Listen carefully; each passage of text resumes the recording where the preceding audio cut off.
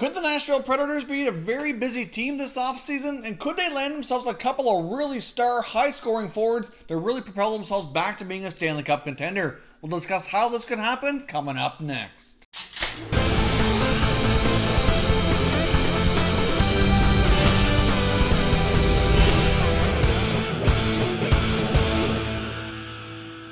Welcome back to another video here at Top Shelf Hockey. If you're new to the channel, thanks for stopping by. We review and discuss all 31 NHL teams, so if you're a huge hockey fan, consider subscribing and clicking the bell so you don't miss anything. Now, ever since the end of the regular season, we've had a lot of variety of NHL trade rumors that we've discussed here on the channel to get your thoughts and opinions to see what these teams may or may not do during the offseason. I do think it's quite possible we might see a very busy offseason with many big names between free agency and trades, changing teams and wearing different uniforms come next year. Now, I've seen many reports, and another one today, this one from Pierre LeBrun of The Athletic, indicating that he expects David Poile, the Nashville Predators, to be an incredibly busy team this offseason, and they very well might be doing this in a couple of different ways, some via trade as well as via free agency. Now, of course, the free agent forward they're expected to be very interested in is one of the top centers this year, Matt Duchene. Of course, Matt Duchene recently was traded from Ottawa to Columbus at the trade deadline, and many expect him to likely move on, especially after a really odd Instagram post here in the last couple of days. Apparently, though, Matt Duchene did have an Instagram post which was thanking the Columbus Blue Jackets fans,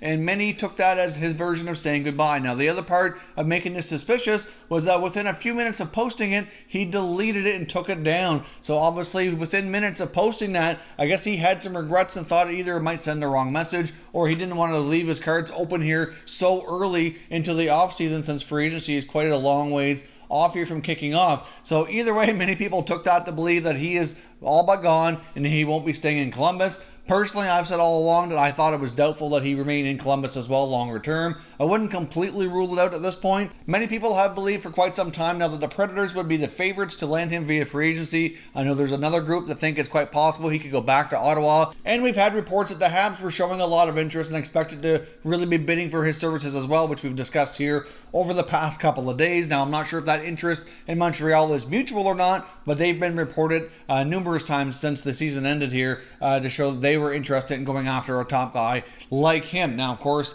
like I said, I have no guarantee that he'd be interested in going there. However, there is a lot of people that believe Nashville to be the front runner. He already owns an investment property in Nashville. I know he does spend some time there on his own time outside of the season as well. And many believe that it's a place that he'd really like to play and would be willing to sign a long-term contract. Now, given the current salary cap situation for the Predators, to sign him strictly as a free agent without making other moves just would not be possible. Right now, they have 21 NHL player contracts for next year with a total of $75.8 million tied up in cap space, which gives them just over $7 million in salary cap space to look after any other contracts for next year. Now, of course, besides signing Duchene or any other free agents, they do have their own players that are either UFAs or RFAs that they need to consider re-signing. So it's not just like they have one contract to figure out here. Now, thankfully, they don't have a lot to look after, but they do have a few players like a Colton Sissons, for example, maybe a Rocco Grimaldi. They are going to eat up a little bit of that $7 million and really knock down the amount they have to work with. So trading out some salary to sign a player like Duchene or bringing in anybody else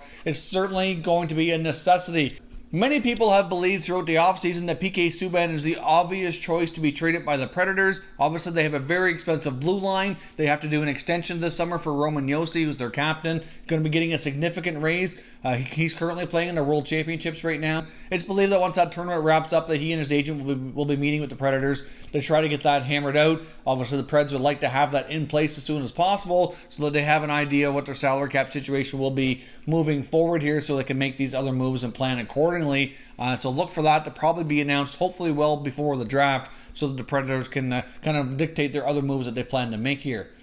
Now, the article that I'm referencing today from Pierre LeBrun references the fact that PK Subban's not necessarily the only obvious choice to be traded, and they might go an entirely different route here. They do have a group of forwards that certainly have underperformed, not only this past year, but during the playoffs as well, that they very well could consider moving on from. I mean, guys like Kyle Turris, who they traded for during the Duchene trade, they were that third party between the Avs and the Senators, who they obtained and immediately signed to a 6-year extension. He's obviously only 1 year in, and this was not a good year for Turris. He did battle some injuries, which certainly played a role in his performance, but even when he played, his numbers were down, his confidence were down, he was a healthy scratch at times, and so far the first year of the tourist experiment in Nashville hasn't really worked out, so there's been a lot of talk that they may very well try to move on from him, although that might prove to be very difficult given his performance, given the contract that comes with it. I mean, David Poile's not the kind of GM that likes to retain salary, and typically the Predators are not going to be able to do that in most situations as they're trying to free up space here to bring in some other top players. It is possible they could retain, but again, highly unlikely that they'd want to go down that road if they could all help it. Other players that they could look to move on from too would be Mikael Granlund, maybe a Craig Smith, possibly even a Nick Bonino. I think Bonino is a little bit less likely. He plays an important role in that number 3 center line, and I do think that they would try to reserve that. Although at the same time, he is coming off a fairly solid season of 17 goals. They could sell while the value was high, but then they're looking at creating another hole in their lineup here. So I think the more likely possibility here is between a Kyle Turris, a Mikael Granlund, or a Craig Smith, because the holes that they're going to be looking to fill with the other moves would be a top player who would play in your top 6, and therefore those players would make the most sense to be moved out if at all possible. Now, I did see one trade rumor as well suggesting that the Penguins and the Predators could hook up for a potential deal. It's sending PK Subban from the Preds to the Penguins in exchange for Phil Kessel. When I first seen that report, I wasn't going to give the source a lot of credibility, but after the more I thought about it, that deal kind of does somewhat make sense. Both players are similar in age. They're only 1 year apart, with Subban being 30, Kessel being 31. They both have 3 years left on their contract, so the expiries match up. Obviously, Subban makes more money, making $9 million, where Kessel makes $6.8 million. So obviously, there is a correlation there when it comes to those two possibly being moved for each other. They kind of satisfy each other's needs to a degree. It gives the Penguins another top rear guard to really boost some offense from the back end, and it gets the Nashville Predators a top scoring forward. So in a sense, that deal would make sense. It would save the Predators some cap space. It would knock the hit down from 9 down to 6.8, so it saves them $2.2 million. Now, of course, that deal may not be a 1-for-1. There might have to be some other parameters involved. Of course, the Penguins have their own salary cap situation going on, which I haven't examined for the purpose of this video here, but we did recently cover during their off-season plan video, which you can go back and watch if you haven't had a chance to already. But they're not like they have tons and tons of cap space either, but they could certainly make some